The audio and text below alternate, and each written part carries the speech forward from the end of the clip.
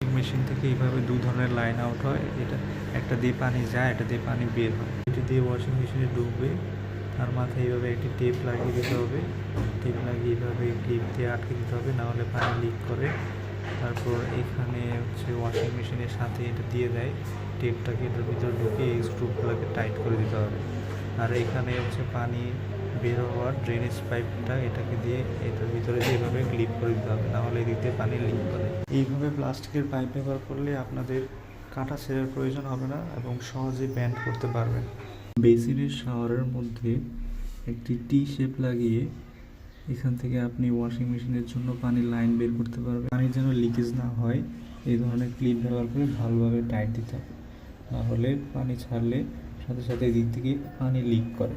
মেশিনের পানি আউট করার জন্য এই ধরনের লাইন বানাতে পারেন।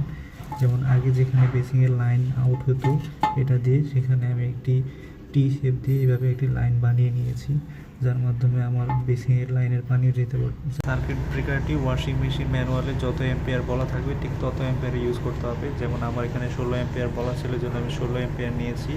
ব্রেকার থেকে লাইন আসবে সকেটে এবং আপনাকে অবশ্যই মেক শিওর করতে হবে প্রপার গ্রাউন্ডিং কানেকশন দিয়েছেন কিনা। গ্রাউন্ড কানেকশন না করলে মেশিনের ড্রামের মধ্যে ধরলে হালকা ইলেকট্রিক শক ফিল হবে।